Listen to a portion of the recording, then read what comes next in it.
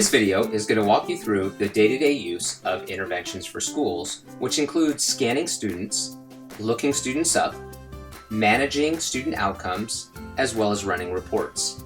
If you're looking to learn more about system settings, user management, configuring the application, or uploading students, please watch the previous video in this series. To start, there are three types of users. If you are a super admin, you have full functionality to the entire system. The other type of user accounts are limited user and basic user. Both limited and basic user accounts have a single scan type, which is assigned under the user settings function. The super admin user has the ability to switch between different scan types. Also, limited and basic users can only view student page and lookup page and do not have access to the rest of the application. The only difference between limited and basic user is that a basic user can also make changes to student records, whereas a limited user cannot. When you start the day, a user must select the day type from the list, which is managed by the super admin user. Once selected, it will be set for everyone, and this will determine the bell schedule, so when you scan, it will align with your periods. Next, moving into the scan page, you will see the scan type that is assigned to your user, or if you're a super admin, you can change the scan type here. There are two options for entering a student. If you're using a barcode scanner and a student ID, you can scan that here. If a student does not have their ID card, you can look them up by first name, last name, or ID number here. As soon as the student is entered, the information will show up on the screen and the action has been completed. As you can see here on the left, the student picture will show up along with their name, grade, and ID number. In the middle, the highlighted consequence will show up, and below that, the number of infractions and open or unserved detentions will show up below that. On the right-hand side, you will see a period selector and date picker that allows you for your next scan to adjust the date or period when the scan will happen. This is mainly used for backdating a scan if you missed a previous period or date. The bell schedule will automatically determine the correct period based on the time of the scan. If you're using a thermal printer, a pass will be automatically printed, which is time-stamped, along with any consequences that student must serve. From the student page, you can quickly look up a student, add a new student, or edit a current student. If you have a basic or limited user type, you will not be able to access outcomes or some of the other functionality here, like uploading students or uploading student pictures. You can see from here the total number of infractions a student has, and if they have any open outcomes as well. The lookup page allows you to filter, starting with a search box where you can look up a student by name or ID number. You can also filter down by scan type, call slip date, or scan date. The rest of the functionality in this video can only be accessed if you're a super admin user. Here on the lookup page, for example, if you need to remove a scan, you can check the box of one or more students and deactivate it from the action bar. This scan will no longer be active for the student and will not be counted in their total. It is not permanently deleted, however, it is there for record keeping.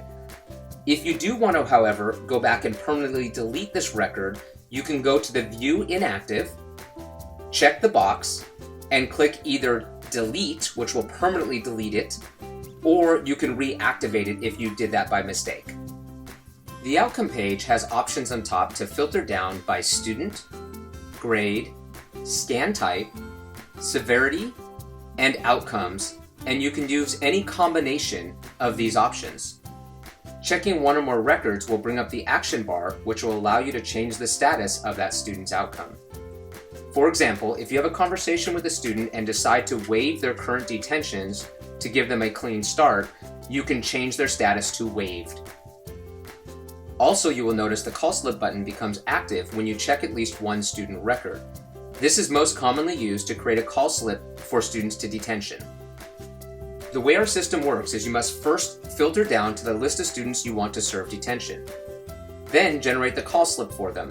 This will log all of the students that are expected to serve detention. When you go to run reports, you can run a no-show report to see all of the students that did not serve their detention. If you've uploaded the last period location, this will also show up on the call slip. In the final part of this video, we're going to cover reports. The first set of reports are focused on detentions. You will first see the unserved summary, which will show the total number of detentions that each student has earned. You will also see what they have served, what's been waived or escalated, and finally, the total number they have remaining or still due. The unserved detail report will show you the same students but will give you more details on each detention that they have received. Next, the detention call list, which is similar to that of the outcomes page, allows you to select a date range. You can filter down by grade level, infraction type, and number of detentions. And when you hit search, you will have two options. One, to create a detention call list, which will just print out a list of all of the students to call in, or you can print out detention slips from here as well. The last report in here is the no-show report. After you have used the scan feature to scan at least one student into detention, the report will show you all of the students that have not yet shown up. The multi-day report allows you to choose a date range along with the filters to generate a list of students. Let's say, for example, you want to find any students with at least 3 or more open detentions. You can use the filters here to drill down and find who those students are. The total infraction report is a week-by-week report that will show you the impact on student behavior and the number of scans that you have by period. The next report on the list is hall pass report, which will show you all of the hall passes that have been issued with a date and timestamp.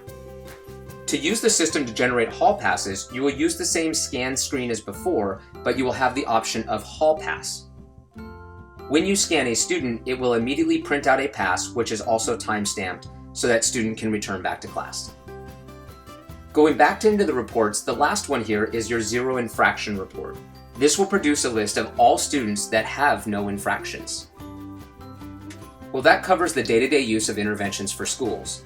Over here on the left, you'll find our help documents if you need further assistance, or you can always contact us at support@softwareforschools.com.